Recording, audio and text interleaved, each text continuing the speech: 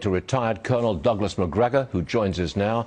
Sir, what's the strategy? Putin attacks a nuclear power plant. What's the strategy behind that? Is it just to intimidate civilians? The strategy was not to attack any power plants or the power grid. The Russians have very carefully avoided interrupting any power. No damage to communications, no damage to any of the things that are essential, like the water supply. What you're seeing is that the Russians have now driven what is left of the Ukrainian forces, who are taking refuge in population centers, cities, because they have no mobility, no air defense, no air cover, no logistical infrastructure. They are now mingling with the population, much as we've seen in the Middle East. Whenever we drove the Islamists out of business, they ran into cities, used people as shields, the civilian population, and tried to avoid being annihilated. And I think that's essentially what's happening today with the population being used by the Ukrainian forces to avoid destruction. Do you think Putin will pull what I would call a Grozny? Grozny was the capital of this breakaway republic. He flattened it when the civilians resisted. Yes. You're going to see this. I mean, is he going to flatten Ukraine? No, absolutely not. In fact, he's worked hard to capture most of it intact.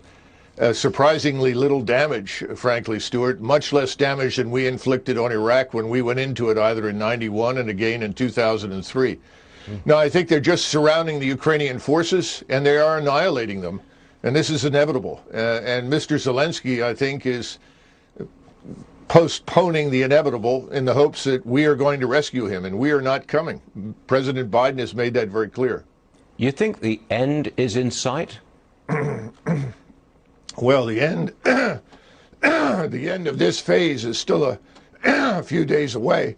But the first 5 days, Russian forces, I think, frankly, were too gentle. They've now corrected that. So I would say another 10 days, this should be completely over. But the question is, what is it that Zelensky is going to do? The Russians have made it very clear what they want is a neutral Ukraine.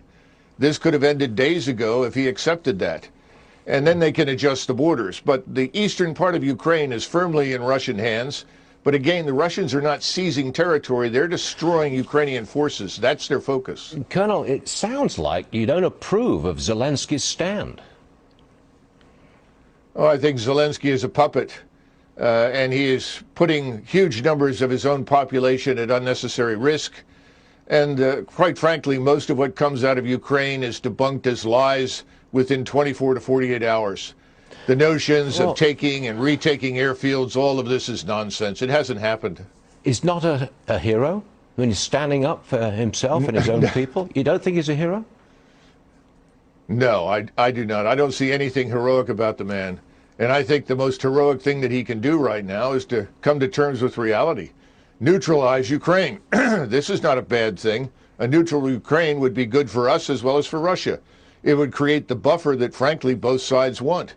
But he's, I think, being told to hang on and try to drag this out, which is tragic for the people that have to live through this. I'm inclined to disagree with you, Colonel, but, you know, we'll see how this works out. Colonel Douglas Macgregor, tough guy. Thanks for being with us, sir. We'll see you again soon. Thank you. Thank you, Stuart. Lots of different opinions on this show.